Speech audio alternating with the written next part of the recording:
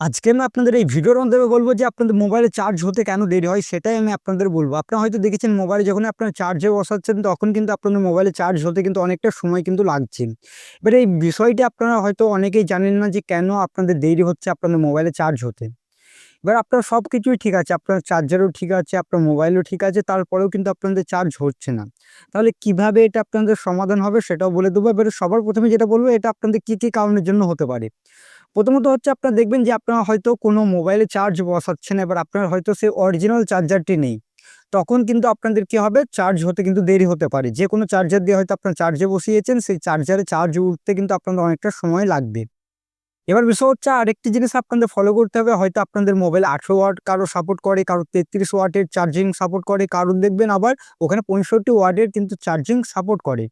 এবার সেই রকম ওয়াটের যদি চার্জার যদি না পান, তাহলে কিন্তু আপনাদের খুব দেরিতে কিন্তু চার্জ কিন্তু হবে, আপনাদের তাড়াতাড়ি কিন্তু চার্জ হবে না। এই বিষয়টিকেও আপনাদের খেয়াল করতে হবে।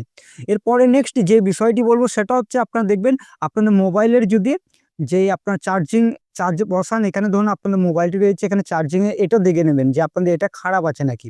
এটা যদি খারাপ থাকে তাহলে কিন্তু আপনার মোবাইলে কিন্তু চার্জ কিন্তু হবে না।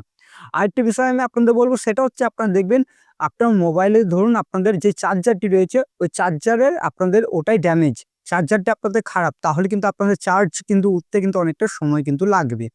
এটা হয়ে গেল একটি পয়েন্ট। এবার দ্বিতীয় নম্বর যে পয়েন্টটি বলবো সেটা হচ্ছে আপনাদের চার্জিং কেবলের। আপনারা যেটা দিয়ে চার্জ করছেন সেই কর্ডের মধ্যে আপনাদের সমস্যা, আপনাদের কর্ডটি ড্যামেজ আছে।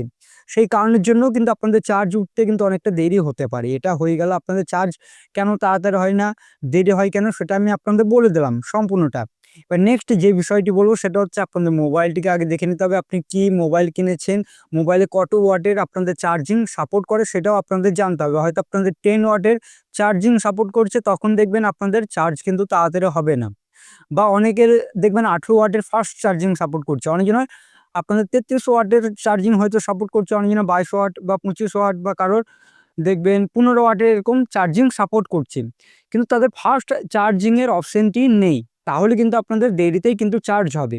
এবার ধরুন আপনাদের ফাস্ট চার্জিং এর অপশন রয়েছে 18 ওয়াট বলুন, 25 ওয়াট বলুন, বা আপনাদের দেখবেন ওখানে 33 ওয়াট বলুন, 65 ওয়াট, এরকমভাবে যদি আপনাদের চার্জিং এর যদি আপনাদের ফাস্ট একটি আপনাদের সাপোর্ট থাকে আপনার মোবাইলে, তাহলে খুব তাড়াতাড়ি কিন্তু আপনাদের চার্জ হবে। এই বিষয়গুলি আপনাদের ছিল যে মোবাইলে চার্জ হতে আপনাদের দেরি হয় কেন। আরেকটি বিষয় আমি আপনাদের বলে দিচ্ছি, সেটা হচ্ছে আপনারা দেখবেন আপনার মোবাইল দেখবেন অতিরিক্ত মাত্রায় গরম হয়ে গিয়েছে বা টেম্পারেচার কিন্তু আপনাদের হাই মোবাইলে। তখন আপনার চার্জে বসিয়েছেন, চার্জিং আপনাদের দেখবেন চার্জারে যে অ্যাডাপ্টারটি রয়েছে ওটাও আপনাদের গরম হয়ে গিয়েছে। তখন কিন্তু আপনাদের কি হয়, ওখানে চার্জিং এর যে আপনাদের স্পিড ওটা কিন্তু কমে যায়। আপনাদের কমে যায় অটোমেটিক, আপনাদের দেরিতে কিন্তু চার্জ হয় তখন।